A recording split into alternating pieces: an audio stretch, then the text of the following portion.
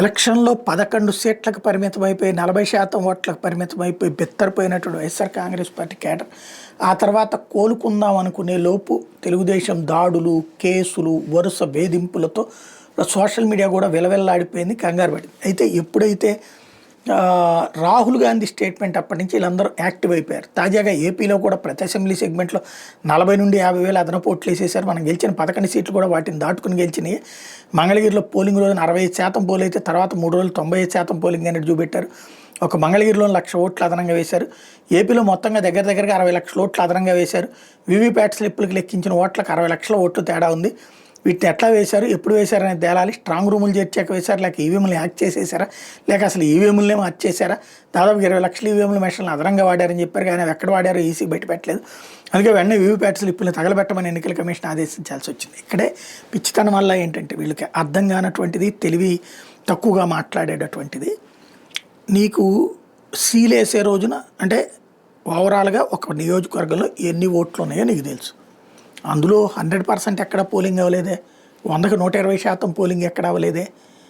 ఓటర్ల లిస్ట్ అంటావా నీకు ముందు ఇచ్చారు. రాహుల్ గాంధీ చెప్పినట్టు ఒకరికే 4 చోట్ల ఓట్లు ఉన్నాయంటే ఖచ్చితంగా ఉంటాయి. ఇప్పుడు మా బెజవాడలో మేము మొట్టమొదట్లో అదే మైసూర్ కేఫ్ సెంటర్లో ఉన్న, అంటే గట్టి వెనకాల ఉన్న రావిచెడి కుమారపాలెం సెంటర్లో ఉన్న, ఆ తర్వాత రావిచెడి దగ్గర ఉన్న, ఆ తర్వాత దాని పేరేమంటారు మన లేబర్ కాలనీ దగ్గర ఉన్న, ఆ తర్వాత మొగలరాజపురంలో ఉన్నాను, ఆ తర్వాత మధురానగర్లో ఉన్నాను, ఆ తర్వాత సింగినగర్లో ఉన్న, ఇట్లాగా ఒక చోటకి మారాం, గాంధీనగర్లో ఉన్నాం.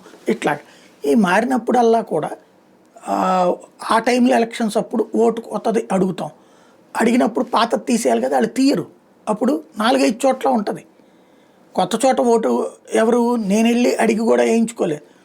అక్కడ ఉన్నటువంటి పార్టీ వాళ్ళు లేకపోతే కనుక ఇళ్ళ దగ్గరకు వచ్చి రాయించుకుని వెళ్తారు. వాళ్ళు ఇక్కడ ఉందండి మీకు ఓటు అంటే, లేదంటే కనుక మన డీటెయిల్స్ తీసుకెళ్ళిపోయి వాళ్ళే చేయించేస్తారు, మనకి ఇంటికి కార్డు వచ్చేస్తే మనం ఓటేసేస్తాం.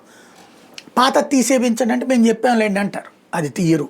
వాస్తవంగా ఈ డబుల్ 3, 4 ఓట్లు అనేది అవే, అది తెలియాలా బేసిక్గా.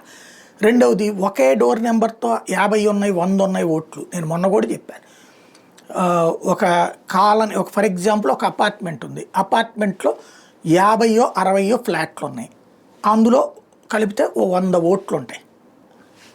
దానికి డోర్ నెంబర్ ఒకటే ఉంటుందే. ఇవన్నీ F1, F2, S1, S2 ఇట్లా ఉంటాయి ఇళ్ళు.